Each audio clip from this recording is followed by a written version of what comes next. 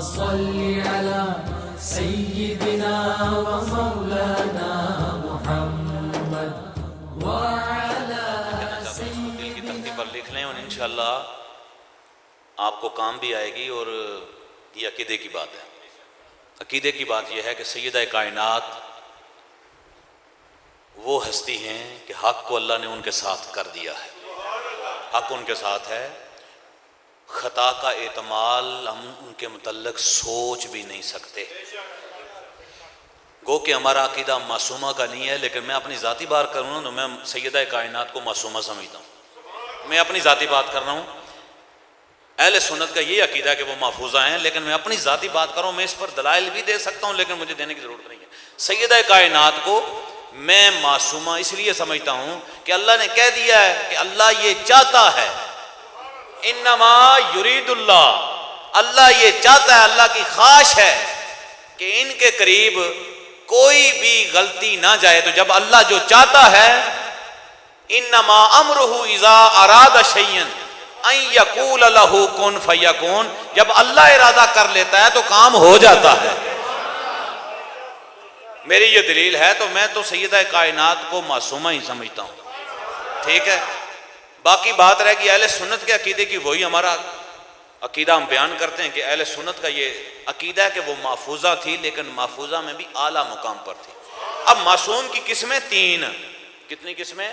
تین قسمیں. ایک معصوم شرعی ہے، وہ سیدہ کائنات کے متعلق ہمارا عقیدہ نہیں ہے، وہ صرف نبیوں کے متعلق عقیدہ ہے. باقی دو قسمیں سیدہ کائنات ان میں صف اول میں شامل ہے. ٹھیک ہے جی. اب بات رہ گئی کہ جناب ابو بکر صدیق وہ بھی اس وقت حق پر تھے. انہوں نے بالکل ٹھیک بات کی. سیدہ کائنات نے بھی ٹھیک بات کی. یہ وہی لوگ بات کرنے والے ہیں کہ جب ان سے بات کی جائے فلاں آدمی کے متعلق تو کہتے ہیں جی خطائے اجتہادی کھینچ کے ربڑ کی طرح اس کو کہیں اور جگہ پر جا کر خطائے اجتہادی ملاتے ہیں. تو وہی بات یہاں پر بھی کی جا سکتی ہے، لیکن یہاں پر وہ بات نہ کرنا اور اس کو صرف مطلقاً خطا کرنا یہ ایمان کو تباہ کرنے والی بات ہے. لہٰذا ہمارا یہ عقیدہ ہے، ہاتھ جوڑ کر جب کوئی مشکل آ جائے، تکلیف آ جائے، سیدہ پاک کی بارگاہ میں بڑے بڑے لوگوں نے کہا ہے. علامہ اقبال جیسے آدمی نے یہ کہا ہے کہ اگر مجھے شریعت کا ڈر نہ ہونا تو میں سیدہ کائنات کی قبر کا طواف کروں. ان میں سے تو کوئی آدمی علامہ کے برابر تو ہے ہی نہیں ہے. وہ جو اس کا عقیدہ ہے کہ تربت جو سیدہ کائنات کی ہے، میں جس طرح کعبے کے طواف کروں، میرا دل چاہتا ہے میں یہاں پر طواف کروں، لیکن میں صرف اس لیے طواف نہیں کرتا کہ طواف صرف خانہ کعبہ کو جائز ہے. علامہ اقبال جیسے لوگ اور بڑے بڑے لوگ جنہوں نے لکھا سیدہ کائنات کے متعلق کہ جب کوئی بھی کام تمہارا رک جائے تو صحابہ اکرام کی سنت یہ تھی کہ وہ سیدہ کائنات کی بارگاہ میں جا کے عرض کرتے کہ بی بی جان فلاں سفارش ہماری کرنی ہے تو آپ حضور کی بارگاہ میں سفارش کریں نا ہماری.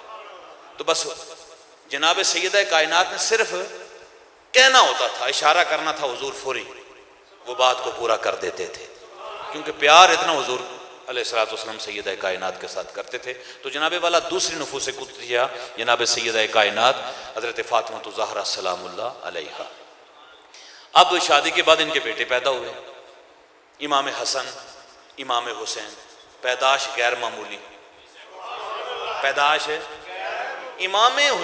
امام حسن کے متعلق آتا ہے کہ آپ پیدا ہوئے دن کے وقت نماز ظہر سے پہلے، نماز ظہر سے پہلے پیدا ہوئے.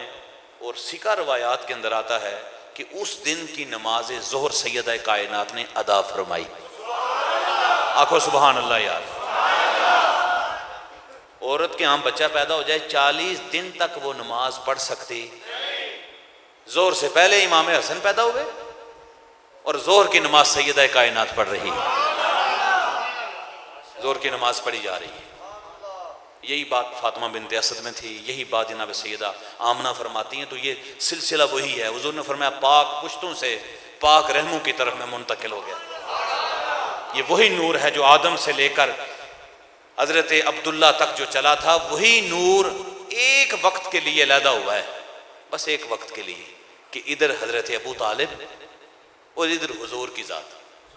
ابو طالب سے علی پیدا ہوئے، عبداللہ سے حضور پیدا ہوئے، پھر حضور سے بیٹی فاطمہ پیدا ہوئیں، اور حضرت ابو طالب سے علی پیدا ہوئے، پھر دونوں کا نکاح ہو گیا، اور وہاں سے پھر سلسلہ ایک ہی ہے، سلسلہ ایک ہے نا، آدم سے لے کر سلسلہ ایک ہے، ایک ہی سلسلہ، پاک پشتوں سے پاک رحموں کی طرف، اور آ کر پھر یہاں سے آ کر لیدا ہوا تھوڑے چیر کے لیے، مرج البحرین یلتقیان بینہما برزخ لا یبغیان، علیحدہ ہوا پھر ملا، قیامت تک ایک ہی نسل ہے، تیری نسل پاک میں ہے، تو ہے عین نور تیرا سب گرانہ نور کا۔ اچھا، امام حسن پیدا ہوئے، نبی پاک علیہ السلام نے جا کر گٹی دی، گود میں لیا، پیار کیا، امام حسین پیدا ہوئے، امام حسن پیدا ہوئے نا تو حضور علیہ الصلوۃ والسلام نے جا کر ان کا منہ چوما، اور جب امام حسین پیدا ہوئے تو ان کی گردن چومی۔ پوچھنے والوں نے پوچھا کہ یا رسول اللہ ایک کا منہ چوم رہے تھے، اور اکثر منہ ہی چوما جاتا ہے، لیکن خلاف معمول آپ نے امام حسین کا گلا کیوں چوما ہے؟ تو آپ نے وضاحت فرما دی۔ اب یاد رکھیے، ابھی یہ گود کے اندر ہیں، سیدہ کائنات کی گود میں ہیں، حضور فرماتے ہیں حسن حسین جنتی نوجوانوں کے سردار ہیں۔ لوگ تو کہتے ہیں نا کربلا کے بعد حسین کو شان ملی ہے، نہ، کربلا تو 61 ہجری میں ہوئی، جب امام حسین 56 برس کے ہو گئے تھے، امام حسین ابھی پیدا نہیں ہوئے تھے، جنت کے سرداری پہلے ہی مل گئی تھی، یہ سرداری انہیں ازل سے ملی ہوئی ہے، اور لوگوں کو پتہ نہیں تھا، صحابہ اکرام کو پتہ نہیں تھا کہ جنت کے سردار کون ہیں، اسی لیے کہ بزرگ صحابہ اکرام، 80 سال کا ابو ہریرہ رضی اللہ تعالیٰ عنہ جنازے سے واپس آ رہے ہیں، اور امام حسین کی نالین کے اوپر گرد و غبار لگ گئی، 80 سال کا ابو ہریرہ رضی اللہ تعالیٰ 5,500 حدیثیں نقل کرنے والا، اس کو دین کا زیادہ پتہ ہی ہمیں پتہ ہے، اپنی پگڑی اتار کر کھول کر جناب امام حسن کے نالین صاف کرنا شروع ہو جاتا ہے۔ ادب اگر اہل بیت کا سیکھنا ہے تو وہ صحابہ اکرام سے سیکھنا پڑے گا۔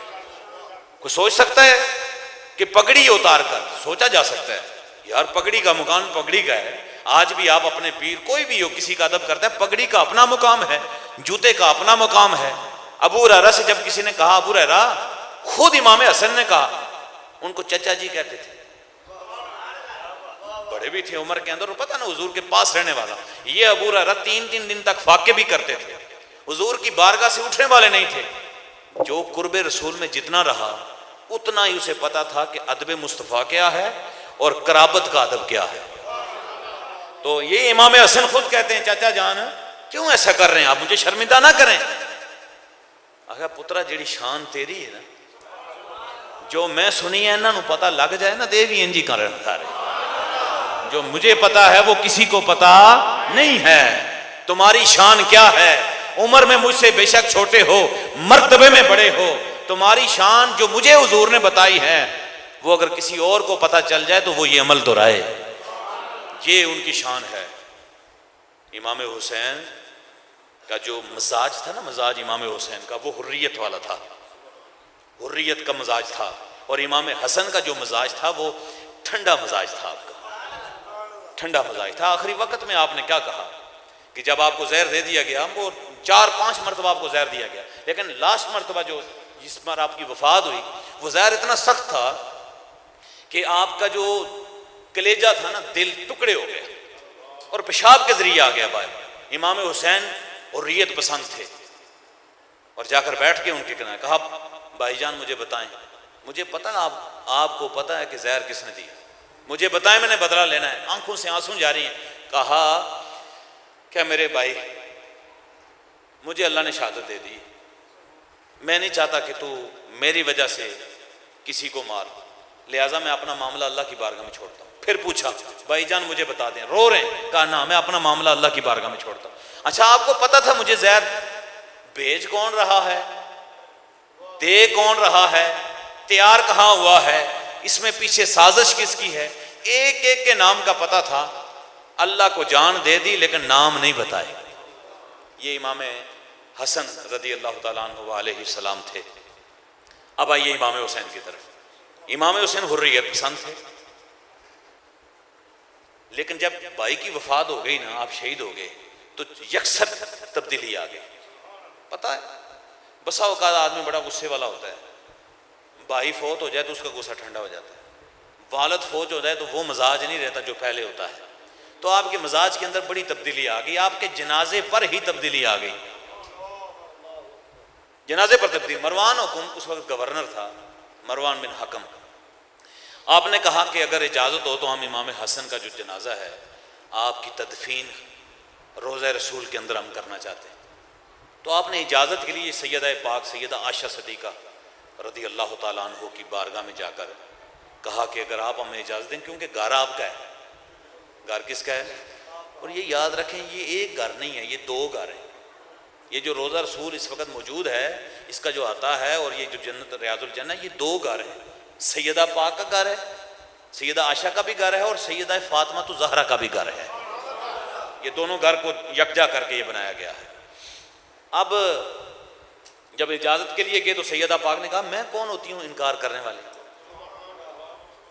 حسن تو حضور کے لاڈلے بیٹے ہیں, حسن میرا بیٹا ہے, اور حسن کے لیے میں روک سکتی ہوں؟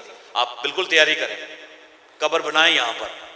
جب مروان کو یہ بات پتہ چلی تو اس نے انکار کر دیا. اس نے کہا نہیں, ہم کبھی نہیں بنانے دیں گے, کیونکہ وقت کا گورنر تھا, حکومت اس کے پاس تھی. امام حسین نے تلوار نکال لی, کہا تو کون ہوتا ہے روکنے والا, ہم بنا کر رہیں گے. تو اس وقت حضرت امام حسن کی بات یاد آ گئی. امام حسن نے کہا تھا میرے بھائی فوت ہو رہا ہوں میں, اگر پاسبل ہو ممکن ہو تو میری قبر نانا کے پہلو میں بنا دینا, لیکن اس کے لیے تلوار نہیں نکالنی. پتہ سی نا ساری گل, اگر خوش اسلوبی سے ہو جائے معاملہ تو ٹھیک ہے, ورنہ اس پر تلوار نہ نکالنا. تلوار نکالی تو بھائی کا فرمان یاد آ گیا, نیام میں ڈال دے اور کہا جنت البقیع کے اندر بنا دو. ظلم در ظلم یہ ہوا کہ یہ یاد رکھیے کہ آج بھی صرف روضہ رسول محفوظ ہے, وہ بھی ایک معاہدے کے تحت محفوظ ہے. نہ امام حسن کا, حضرت عثمان غنی کی قبر ہے, جناب سیدہ پاک کی قبر ہے, ان سب پر روزے بنے ہوئے تھے نا وائٹ کلر کے. پرانی جو کتب کے اندر آپ ان کی تصاویر دیکھیں, سارے ختم کر دیے گئے. اور یہ ختم کرنے والے مروانی لوگ تھے, یزیدی سوچ رکھنے والے. اور یزیدی ایک سوچ ہے جو چلتی ہے, ہر دور کے اندر سرات کرتی جاتی ہے, تو انہوں نے ختم کر دی. امام حسن کی وفات ہو گئی, تدفین ہو گئی. تدفین کے بعد امام حسین, اب وہ چیز نہ رہی, وہ جو پہلے غصہ تھا وہ نہ رہا. بھائی فوت ہو گئے,